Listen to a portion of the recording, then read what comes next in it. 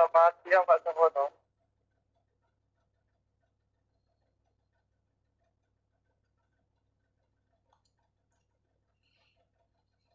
Ya, selamat siang. Untuk kajian itu berapa orang yang ikut kelompok saya? Kajian di kelompoknya Bapak itu 25 mahasiswa, Pak. 20 mahasiswa. Ini baru 25. Ya.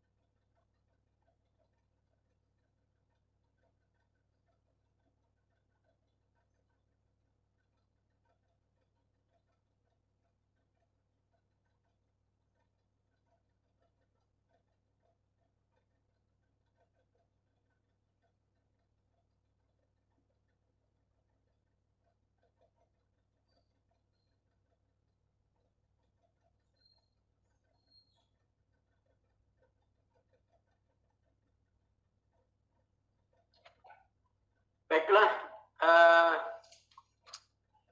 saya mulai. Assalamualaikum warahmatullahi wabarakatuh. Waalaikumsalam warahmatullahi wabarakatuh, Pak. Waalaikumsalam warahmatullahi wabarakatuh. Waalaikumsalam warahmatullahi wabarakatuh. Salam sejahtera untuk kita semua. Selamat siang. Pada siang hari ini akan saya lanjutkan materi yang minggu lalu. Saya share screen dulu.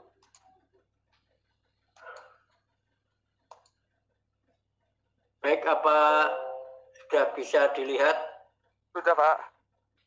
Baik, minggu yang lalu kita sampai pada aktivitas di dalam kajian yang ada dua aktivitas, yaitu aktivitas mencipta dan aktivitas mengkaji. Dalam hal ini mata kuliah kita lebih banyak ke aktivitas yang kedua, yaitu aktivitas mengkaji.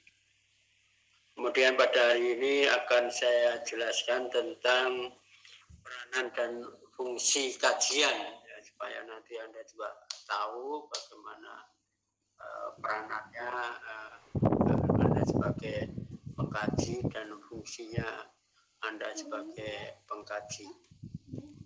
Jadi kalau dilihat dari pencipta, ya, baik itu dari sisi seniman atau desainer, ya, peranan dan fungsi kajian itu merupakan masukan, ya. Jadi kajian itu kalau bisa menjelaskan sisi positif dan negatifnya yang dulu juga saya jelaskan, sehingga bisa merupakan masukan yang sangat bermanfaat demi peningkatan prestasinya. Maksudnya prestasinya itu kalau Anda mengkaji sisi positif dan negatif dari sang pencipta, ya, baik itu seniman maupun atau karyawan maupun desainer, ya, paling tidak ada nilai positif dan negatifnya. Nah, nilai negatif itu akan sebagai evaluasi untuk meningkatkan kualitasnya. Ya, walaupun sisi negatif itu tidak harus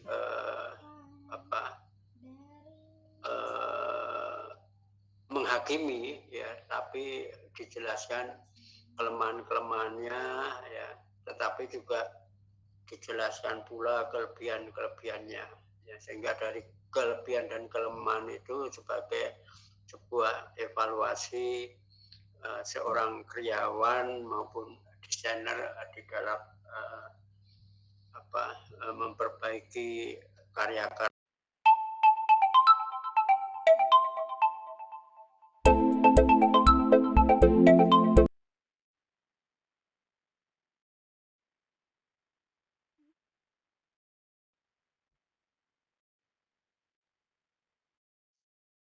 Dibilang tidur ya? Lagi ada tamu.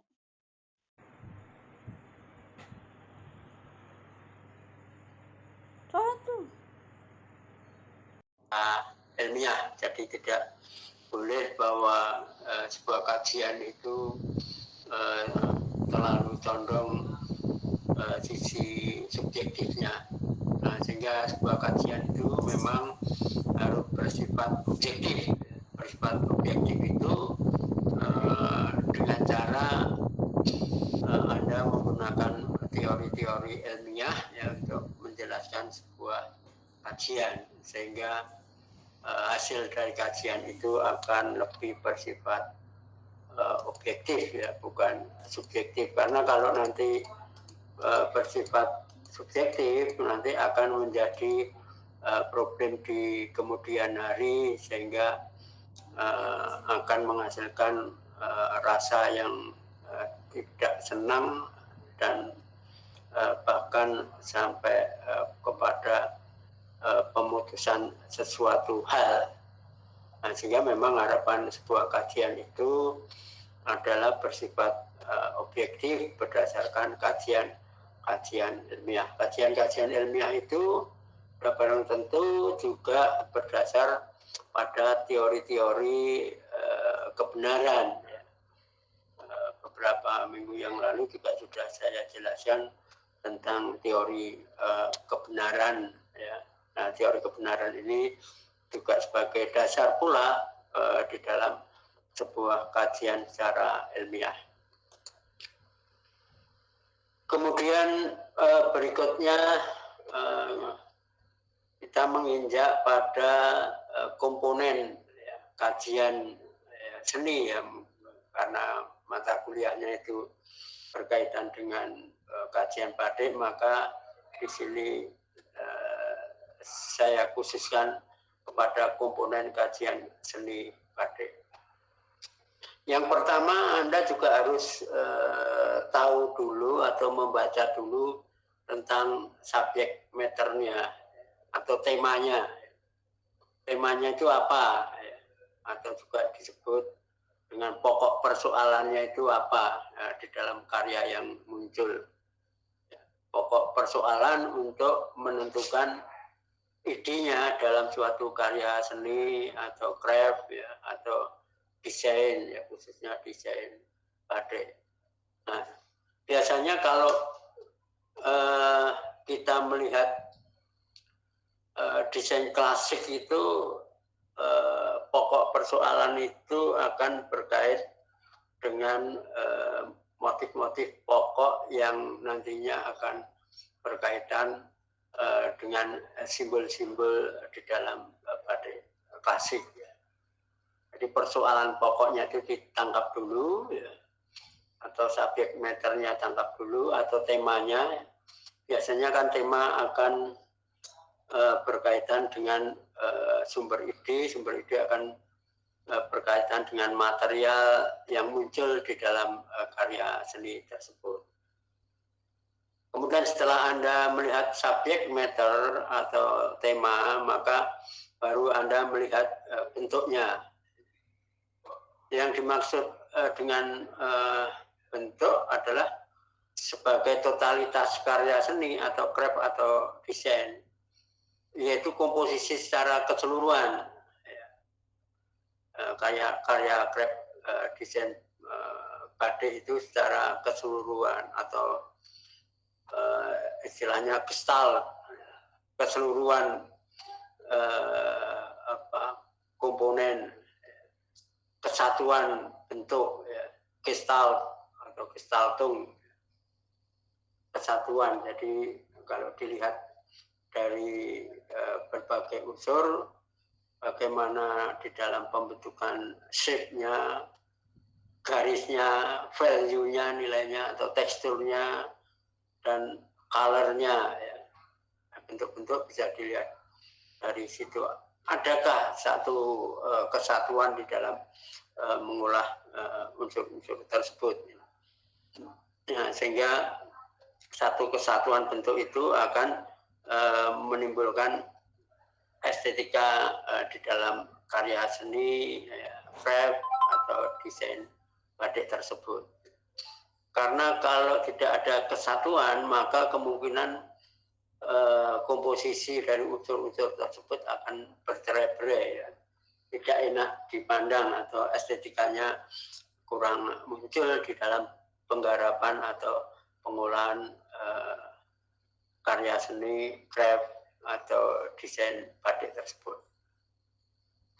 Nah, sehingga kalau nanti kita lihat bahwa di dalam motif batik itu ada yang istilahnya atau pembagian motifnya, ada motif pokok, kemudian motif pengisi bidang, ya, kemudian isen motif batik. Nah, di dalam batik-batik yang klasik atau yang tradisi, ketiga unsur itu memang selalu muncul, berbeda dengan kreasi baru, ya. Kreasi baru itu ya mungkin antara pengisi bidang dengan motif pokoknya terkadang juga menjadi satu. Isen motif batiknya terkadang muncul, juga terkadang tidak muncul. Tetapi di dalam motif-motif batik klasik atau tradisi, itu mesti ada motif pokok, pengisi bidang, dan isen motif batik. Nah, motif pokok itu sebetulnya akan mempengaruhi tadi yang dinamakan subject matter tadi atau tema. Nah, sehingga temanya apa, sehingga unsur motif pokok itu harus muncul di situ. Misalnya motif semen Gajah Birowo, ada motif semennya, ada motif bentuk gajah misalnya. Nah, kemudian baru ada motif pengisi bidang. Ya, motif pengisi bidang ini memang tidak mempengaruhi tema atau subjek matternya, tetapi pengisi bidang ini untuk menambah sisi estetika, ya, kelengkapan sisi estetika, ya, tapi tidak menentukan tema sebagai motif pokoknya. Nah, sehingga dengan tambahan pengisi bidang itu diharapkan kesatuannya, totalitas karyanya atau gestaltungnya itu, ya, kesatuan estetikanya itu akan lebih indah, ya, dengan hadirnya motif pengisi bidang. Apalagi juga dengan hadirnya isen motif batik itu akan memperindah dari estetika motif batik yang diharapkan oleh sang penciptanya.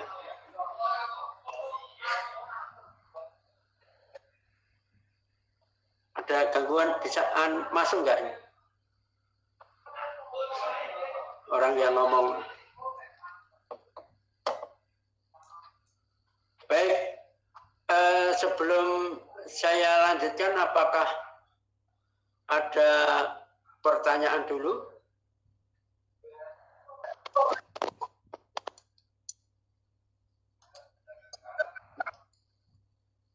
Ya, saya persilakan kalau ada pertanyaan. Pak, motif isen-isen pada batik tradisional didominasi oleh flora dan fauna, Pak. Gimana maksudnya? Halo?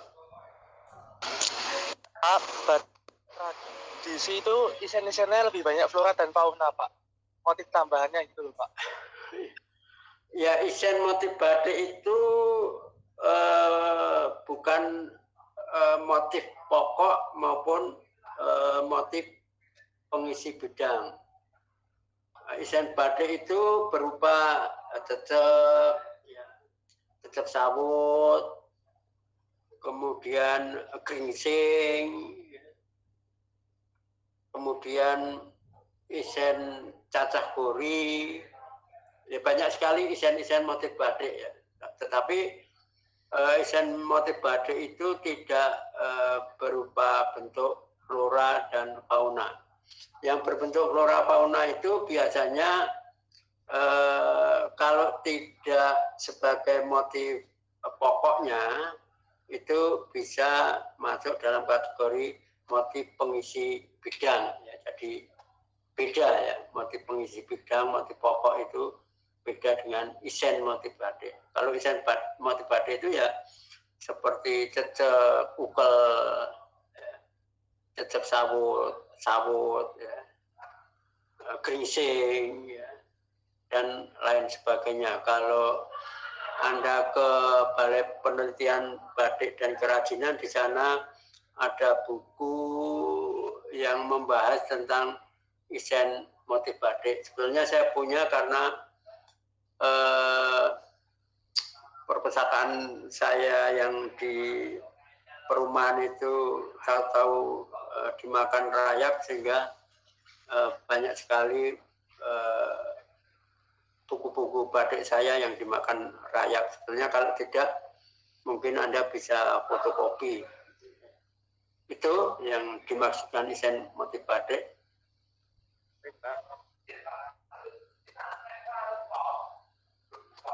Yang lainnya?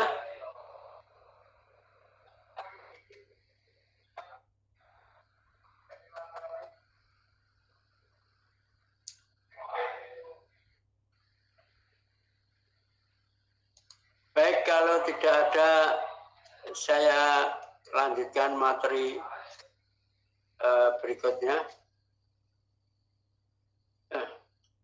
Kemudian kita menginjak pada isi dan arti ya. Jadi kalau tadi kita sudah bicara tentang motif pokok ya, biasanya motif pokok itu memiliki isi dan arti ya. Isi dan arti itu menjadi tema, dan kemungkinan isi dan arti di dalam motif-motif klasik itu mengandung nilai-nilai simbol, nilai-nilai filosofis ya.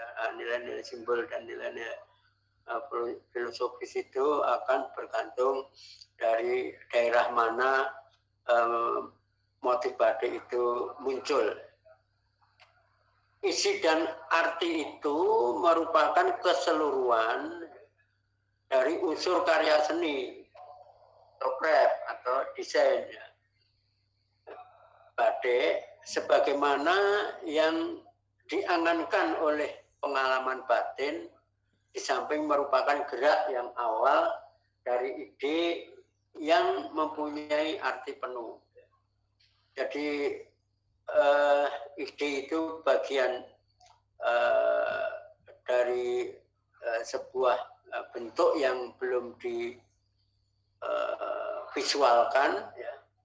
Tetapi kalau nanti divisualkan, maka karya itu muncul dan biasanya memiliki isi dan arti tertentu ya, berdasarkan pengalaman batin dari seorang pencipta seni atau craft atau desain.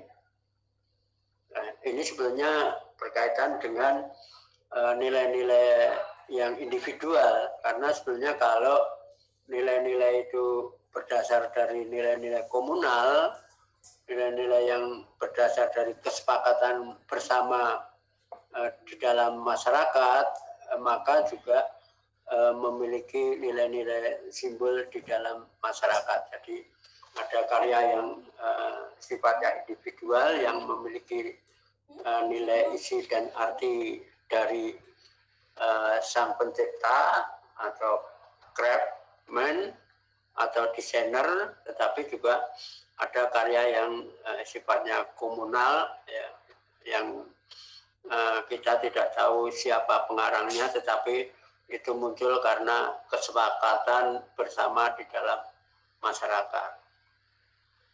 Kemudian juga ada organisasi bentuk, ya, kalau tadi kita sudah bicara bentuk, ya.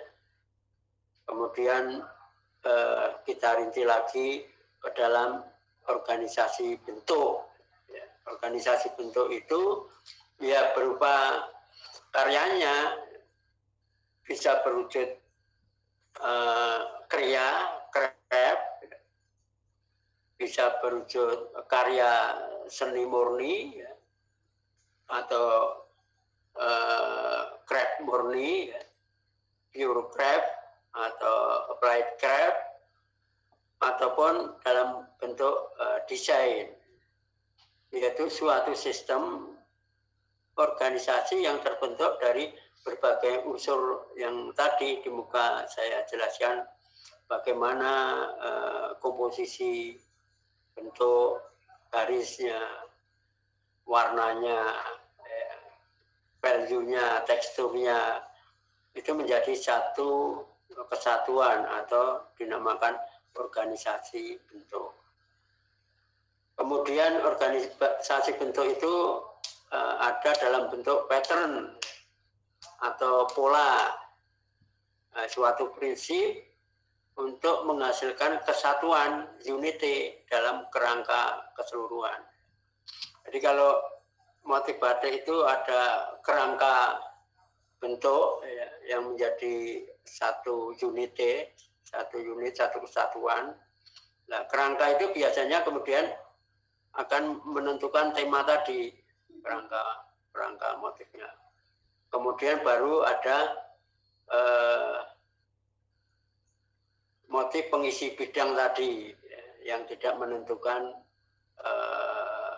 subjek matternya atau temanya. Kemudian setelah itu baru ada tambahan isen motif batiknya. Kemudian organisasi bentuk juga ada yang dinamakan tipe, yaitu suatu sistem asosiasi yang secara keseluruhan itu dapat dikenali. Jadi unsur-unsurnya itu dapat dikenali dan dikaji. Nah, berarti kan bicara masalah materialnya, ya, material yang muncul dari sebuah ide. Ya. Material karya seninya apa? Dalam hal ini adalah material karya seni batik yang secara keseluruhan dapat dikenali satu persatu motif-motif batik yang muncul, ya, dalam sebuah karya tersebut. Kemudian berikutnya bahwa kajian itu bisa merupakan bagian, ya, dari apresiasi, ya, atau apresiasi kalau kita kaitkan dengan mata kuliah kajian batik, ya, apresiasi seni batik. Apresiasi itu sebenarnya kalau kita lihat itu berasal dari kata appreciation dalam bahasa Inggrisnya, ya. Kemudian diterjemahkan dalam bahasa Indonesia adalah apresiasi, atau dari kata kerja to appreciate, yaitu berarti mengerti dan menyadari sepenuhnya tentang sesuatu hasil seni, craft, ya, atau desain, serta menjadi sensitif terhadap segi-segi estetika. Jadi kalau Anda mengapresiasi itu, ya, Anda harus sensitif terhadap nilai-nilai estetikanya. Nilai-nilai estetika itu sebetulnya di dalam motif batik itu dibagi dua, yaitu estetika yang kasat mata maupun estetika yang tidak nampak. Ya. Nah, estetika yang tidak nampak itu berarti akan berkaitan dengan estetika simbol, ya. Karena tidak nampak maka Anda harus mendalami dengan menanyakan kepada masyarakat yang mendukung atau kepada seniman atau craftsman ya, atau desainer yang membuat, ya. Karena tanpa penjelasan orang-orang tersebut maka Anda tidak bisa menangkap estetika simbol, estetika yang tidak nampak. Sedangkan estetika yang nampak ya Anda akan melihat bagaimana komposisi bentuknya, bagaimana unsur-unsur yang dihadirkan, garisnya, value-nya, teksturnya, bagaimana mengkomposisikan warna motifnya dan lain sebagainya. Sehingga dari apresiasi itu mampu menikmati dan menilai karya seni atau craft atau desain batik sesuai dengan kaidah-kaidah yang berlaku. Jadi kalau Anda menilai karya seni batik klasik Solo, ya Anda juga harus memahami sepenuhnya tentang latar belakang budaya yang melingkupi.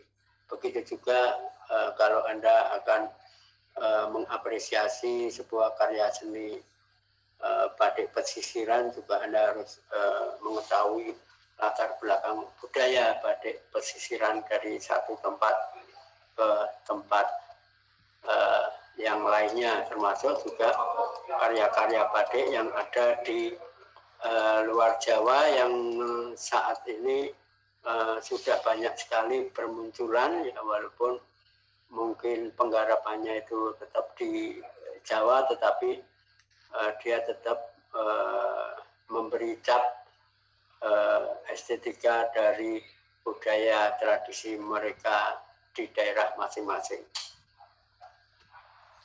Kemudian apresiasi itu kalau dilihat memang ada 3 macam persepsi. Yang pertama adalah persepsi praktis, yaitu apabila seorang menghadapi sesuatu karya seni atau craft atau desain batik, tetapi tidak hanya mengarahkan perhatian pada unsur estetika, ya, karena dia bicara tentang kepraktisannya aja, atau kualitas sensual karya seni atau craft atau desain batik saja, tetapi ia lebih mengutamakan pada persoalan praktisnya. Dia bicara estetika, kemudian dia menghubungkan nilai praktisnya aja. Kira-kira sesuai nggak berkaitan dengan functionnya atau fungsinya. Itu kan kalau kita bicara function atau fungsi itu kan bicara masalah kepraktisannya, ya. Sesuai nggak, praktis nggak, cocok nggak, itu adalah persepsi yang praktis, ya. Ini kan juga banyak masyarakat kita yang bicara tentang seperti itu. Apalagi misalnya karya-karya batik yang diciptakan yang tidak ada duanya, terkadang juga bicara praktis nggak untuk seorang artis misalnya yang pengen sesuatu yang baru dan tidak ada duanya dan tidak ada yang mengembari, ya, atau tidak ada orang lain yang menggunakan itu. Nah, sehingga juga harus ada nilai-nilai estetika dan kepraktisan dari sisi sebuah desain atau craft tersebut. Kemudian yang kedua adalah persepsi analitis, yaitu apabila seseorang melihat sesuatu karya seni atau krep atau desain batik hanya sebagai alat atau instrumen. Nah, ini biasanya di dalam kebutuhan penelitian ya. Dia menggunakan alat atau instrumen ya, untuk analitis ya, atau untuk menghasilkan atau memperoleh hasil akhir ya. Dianalisis kemudian ada kesimpulan. Nah, kesimpulan itu sebenarnya hasil akhir dengan menggunakan unsur yang dapat dikorelasikan dan diformulasikan dalam rumusan. Biasanya kan di dalam penelitian itu juga akan berkait dengan bagaimana merumuskan masalah. Nah, sehingga rumusan masalah itu nanti akan didukung dengan data, ya data itu akan dianalisis.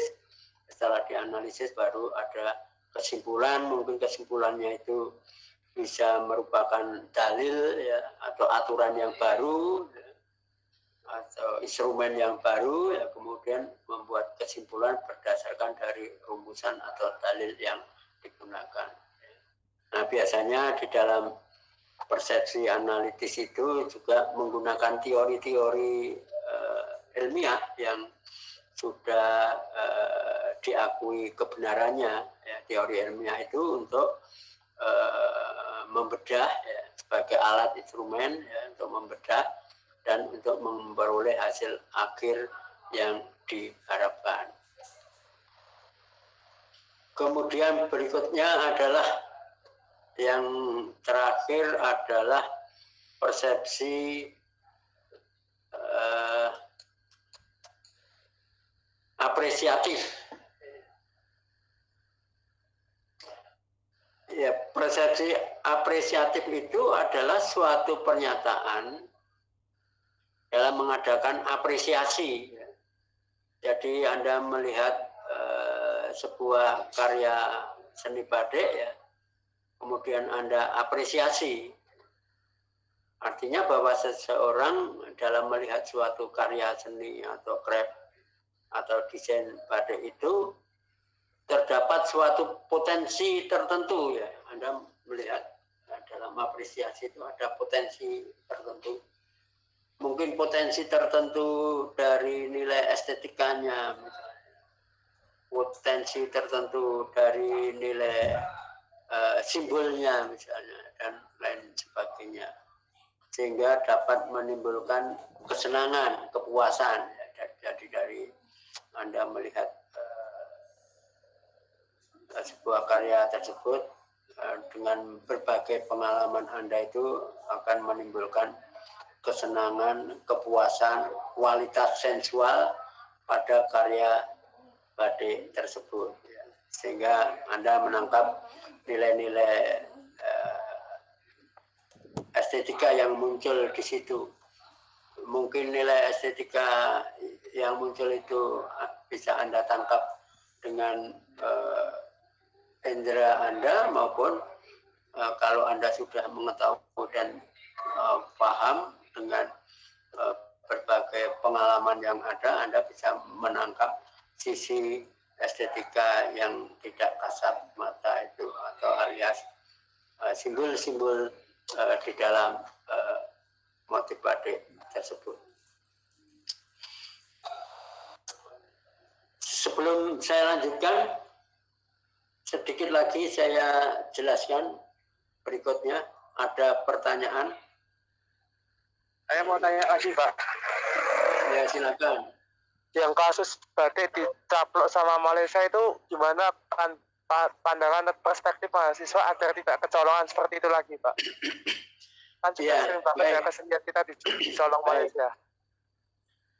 Memang sebetulnya perlunya pendataan berdasarkan penelitian kebudayaan batik yang bersangkutan. Jadi tanpa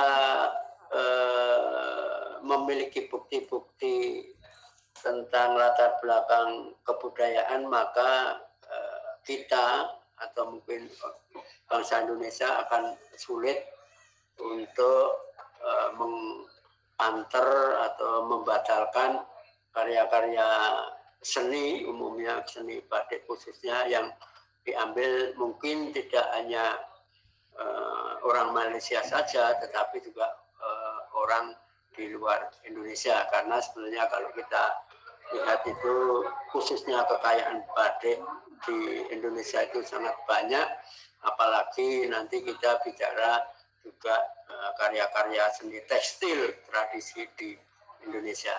Jadi memang perlunya nanti Anda ya, termasuk generasi muda itu mendokumentasikan dan mencari data lengkapan dokumentasi berupa latar belakang tentang batik-batik tersebut ya. Walaupun sebetulnya berkaitan dengan kekayaan intelektual yang bersifat tradisi itu mestinya pemerintah daerah maupun pemerintah pusat yang harus melindungi tentang karya-karya tersebut. Itu. Baik Pak Sarwan, terima kasih.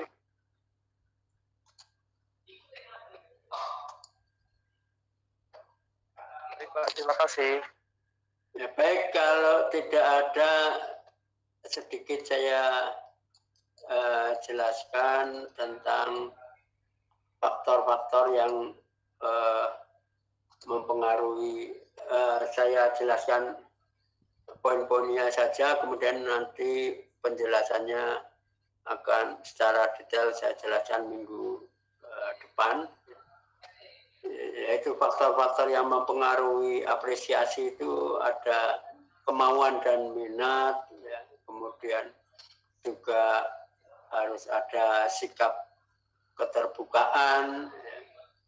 Kemudian habitation atau kebiasaan, kemudian juga kondisi pribadi itu juga akan mempengaruhi ya, di dalam faktor-faktor yang mempengaruhi apresiasi sebuah karya seni, khususnya karya batik. Saya rasa itu yang saya bisa jelaskan. Kemudian minggu depan itu akan saya lanjutkan penjelasannya, serta akan saya beri tugas ya, karena minggu depan itu sudah 4 kali pertemuan ya. Nah, sehingga sesuai janji saya, sesuai kesepakatan kita bahwa sebelum UTS dan sebelum UAS harus saya adakan tugas untuk Anda, sehingga nanti kalau UTS-nya kurang bagus akan ditopang dengan tugas, UAS-nya kurang bagus juga bisa ditopang dengan tugas. Begitu? Baik Pak. Apakah yang lain ada yang perlu ditanyakan?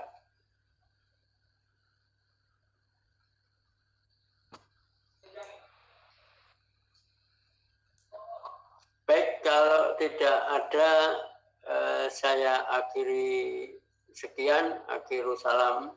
Wassalamualaikum warahmatullahi wabarakatuh. Selamat mengikuti aktivitas yang lain. Waalaikumsalam. Waalaikumsalam. Waalaikumsalam. Terima kasih Pak. Terima kasih Pak. Selamat siang Pak. Waalaikumsalam, terima kasih Pak. Siang, saya izin untuk live.